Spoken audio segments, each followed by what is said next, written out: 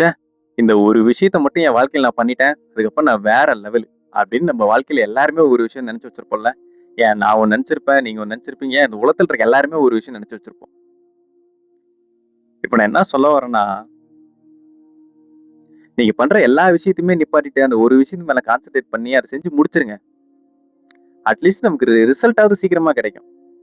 ஒரு வேள அது தப்பாவே நடந்திருந்தா கூட, அத எப்படி கரெக்ட் பண்ணிக்கிறதுங்கிறதுக்கோசரம் நமக்கு ஒரு வாய்ப்பாவது கிடைக்கும். அத விட்டுட்டு, நாளைக்கு பண்ணிக்கலாம். அடுத்த வாரம் பண்ணிக்கலாம். அடுத்த மாசம் பண்ணிக்கலாம். ஏன் அடுத்த வருஷம் கூட அது பண்ணிக்கலாம்னு சொல்லிட்டு தள்ளி போடாதீங்க. ஏன்னா, கடைசி வரைக்குமே அந்த ஆப்டிமிஸ்டிக் ஹோப்ப மட்டும் வச்சுக்கிட்டு, நம்ம வாழ்க்கை முடியறதுக்கு கூட வாய்ப்பு இருக்கு. ஸோ, அந்த விஷயத்த செஞ்சு முடிச்சுருங்க. சரி இவ்வளோ சொல்றியே, நீ என்னப்பா கழட்டுன அப்படின்னு என்னைய பார்த்து கேட்டீங்கன்னா, நான் எனக்கு நானே ஒரு ஆப்டிமிஸ்டிக் ஹோப்ப குடுத்துட்டு, இல்யூஷன்ல வாழ்ந்துகிட்டு இருக்கேன் ஐயா. கனவிதுதான் நிஜமிதுதான் உலகினிலே என்னை யார் வெல்லுவார் என்னை யார் வெல்லுவார்